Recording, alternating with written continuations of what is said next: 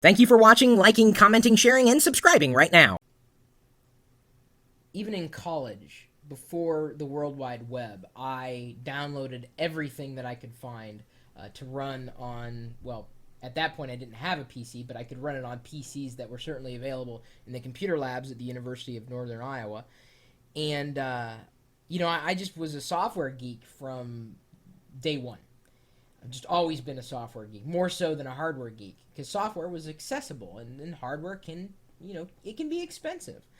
So, over the years, I've kind of carved out a niche in, calling myself more of a software geek. When I find new software that I'm kind of excited about, sometimes I'll do a video on it, sometimes I'll do a blog post on it, but sometimes I'll just announce it like to the people that are watching the live stream at live.pirillo.com so they get to hear about it. Whether they're interested or not, well, it's not for me to decide, it's for them to decide. So I got an email here from Josh, and he titled the email, "The Top 10 List of Easy Ways to Contribute to the Software Community." He writes, "I've been a subscriber to your YouTube channel for a while, and I thought I'd put together a top 10 list for you about easy ways people, especially people without much programming experience and or time to commit, can contribute to the software community." And this is most likely you. Number 1, join an idea submission site where the ideas on how to make a product better with the community as well as the company sponsoring the site. Examples of this include Dell's Idea Storm and Ubuntu Linux's Brainstorm site. Number 2, download and test alpha and beta software. Companies that release this kind of software to the public almost always provide a way to report bugs as well as to provide feedback.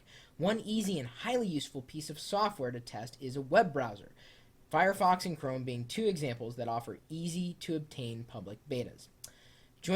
Number 3, join a public bug tracker for a piece of software you see.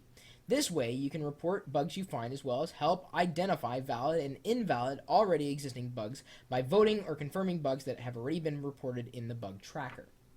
Number 4, if you use OpenDNS, and I do, they have a community where you can submit domains for review to vote on if a domain is categorized correctly to help them improve their content filtering. Be warned, there are some sites that have a dangerous content and, well, pornography that need filtering. Be careful. Also, fishtank.com, that's PHISH tank.com, is a site where you can report and verify phishing sites that you find. Number 5, contribute support in forums and help sites. If you know the answer to a question someone is asking at one of these sites, you can post an answer. An example of a forum is like geeks.pirillo.com. Number 6, open source projects often accept help writing documentation or translating their documentation into a different language. Open source projects also accept donations. These donations can often be counted. If I can say that word a little more often in this particular point, it'd be great.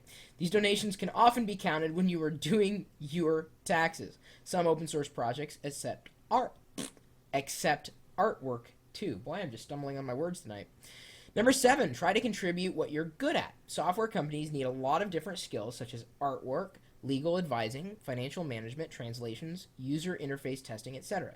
There's a place where anybody can contribute. Number 8, publicize software you use or like in your blog, Twitter, YouTube, etc. Number 9, join a users group for a piece of software you use. I've never been to one. However, I know a few people in these types of groups, including one person who's in a VMware user group. He is able to get large discounts on VMware's products as well as give direct feedback to VMware engineers. Number 10, use a lot of different software on multiple OSs if possible. Josh, that was an excellent list. Excellent. I honestly couldn't have said it better myself. It's one of the reasons why I read off the list. I pardon that I kind of stumbled in places, but hopefully everybody will forgive me that. I am always going to be a software geek, no matter the platform. See, that's the thing that kind of it trips me up when people freak out when I say, well, yeah, I use Windows XP and Windows Vista and Ubuntu and Mac OS X. They freak out. Like, they want me to just, no, you have to use one operating system. What's the best one? I don't know. Just depends, I guess. I can use all operating systems. I can. I can do that. You can too. You should. Expand your horizons if you can. if you can and you're not, then you're just lazy or just incredibly short-sighted, because there's good software out there for a variety of platforms. Some of them have to be cross-platform, yay.